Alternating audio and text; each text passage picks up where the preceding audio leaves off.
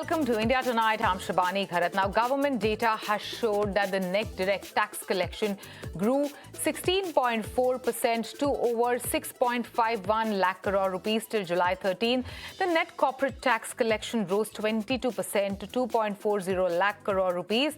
The figures released by government indicate robust growth and strong start to the fiscal year 27. The jump in tax mop-up reflects continued economic activity and improved tax compliance. It also gives government greater fiscal headroom to fund capital expenditure and welfare programs. To discuss this surge in tax and the growth, the reason for growth behind the 16.4% growth, we are now joined in by Prabhat Ranjan. He's a senior director, Next Team Mumbai, and Sharad Kohli, economist. He's joining us from Gurugram. Thank you so much for joining us today on ET Now. Now, first question: what according to you, Mr. Kohli, is the direct reason, since you are a tax expert, what is the direct reason for that 16.4% growth? What is the main driver over there? Good evening, Shivani, to you and the viewers and my fellow panelists. I think we have an advanced tax date which corporates have to follow, which is 15th of June. So this is also front loading because this is just the beginning of the financial year. And there are 4 dates on which a corporate is supposed to pay the advance tax. So I think the first date hasn't been bad, and this is all a result of India's economy's resilience, despite the tensions in Iran, because it was being envisaged that probably this quarter might be quite bad.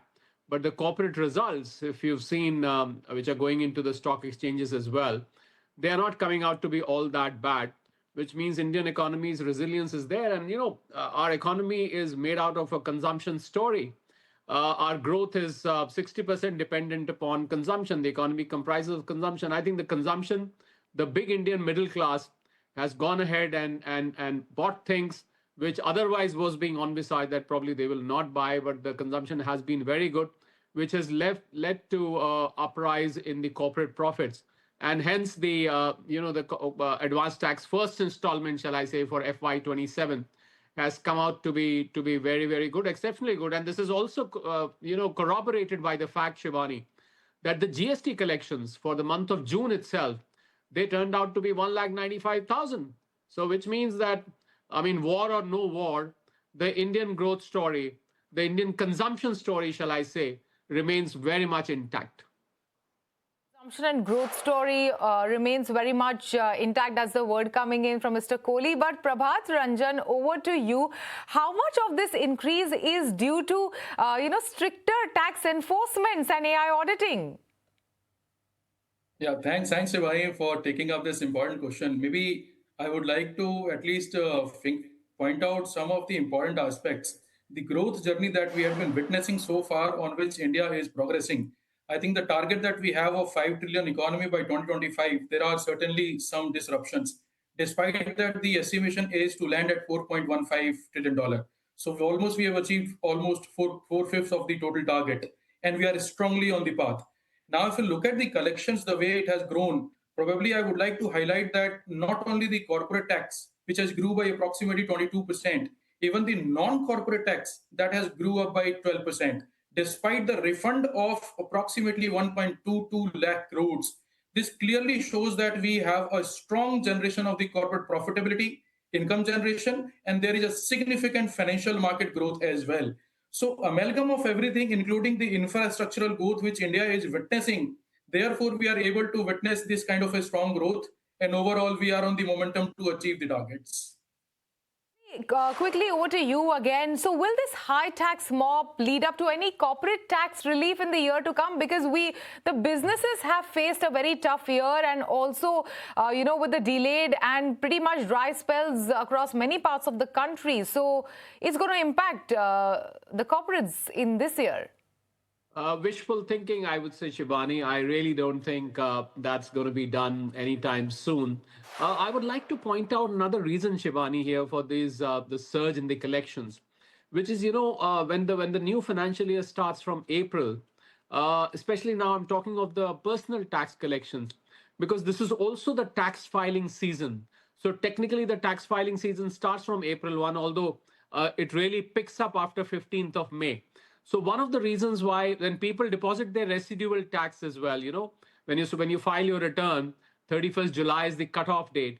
So a lot of people go on to file there. It's called the self-assessment tax, the balance of tax which remains to be paid along with the return. So that is also, Shivani, one of the reasons why we are seeing the surge in this particular quarter. In fact, you'll witness the same trend in the next quarter because July is the month where most of the self-assessment tax is paid.